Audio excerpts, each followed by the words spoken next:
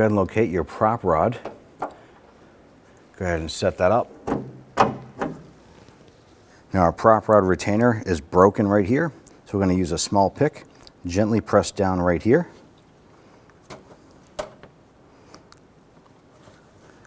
I'll go ahead and slide that off. Take your new piece that has the retainer clip, line that up,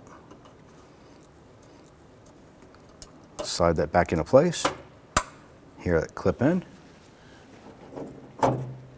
bring that on down and snap it in.